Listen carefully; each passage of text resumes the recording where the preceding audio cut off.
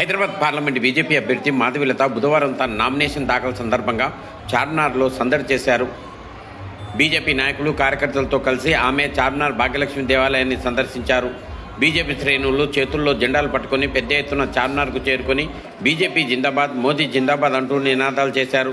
ముందుగా మాధవీలత తోటి మహిళా బీజేపీ నాయకురాలతో కలిసి సామూహికంగా బోనాలతో పాటు చార్మినార్ భాగ్యలక్ష్మి అమ్మవారికి ప్రత్యేక పూజలు నిర్వహించారు. తన నామినేషన్ పత్రాలను అమ్మవారి పాదాల చెంత పెట్టి ప్రత్యేక పూజలు చేశారు. అనంతరం బీజేపీ నాయకులు కార్యకర్తలతో కలిసి చార్మినార్ నుంచి ర్యాలీగా బయలుదేరి వెళ్లి జిల్లా కలెక్టర్ కార్యాలయంలోని రిటర్నింగ్ అధికారికి తన నామినేషన్ పత్రాలను అందజేశారు. ఆమెతో పాటు చార్మినార్లో జరిగిన పూజా కార్యక్రమంలో అనురాగ్ ఠాకూర్, పలువురు బీజేపీ నాయకులు, కార్యకర్తలు పాల్గొన్నారు. ఈ సందర్భంగా చార్మినార్ వద్ద కేంద్ర మంత్రి అనురాగ్ ఠాకూర్ మాట్లాడుతూ ఓవైసీ లాపతా జబ్సే ఆయి మాధవీలత అంటే మాధవీలత వచ్చినప్పటి నుంచి ఓవైసీ కనిపించడం లేదని కామెంట్ చేశారు.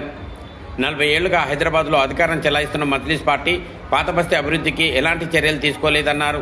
అసదుద్దీన్ ఓవైసీ, రాహుల్ గాంధీలు ఔరంగజేబ్ యూనివర్సిటీలో చదివారని, అందుకే వారిరువురు ఆలోచనలు ఒకే విధంగా ఉంటాయన్నారు. మజ్లిస్ పార్టీ కాంగ్రెస్ పార్టీతో లోపాయికార ఒప్పందం కుదుర్చుకున్నందునే ఇప్పటి వరకు హైదరాబాద్ స్థానం నుంచి తమ అభ్యర్థిని ఇంకా ప్రకటించలేదన్నారు. మాధవీలత హైదరాబాద్ అభ్యర్థి అనగానే సిట్టింగ్ ఎంపీ అసదుద్దీన్ ఓవైసీ పత్తా లేకుండా పోయారన్నారు.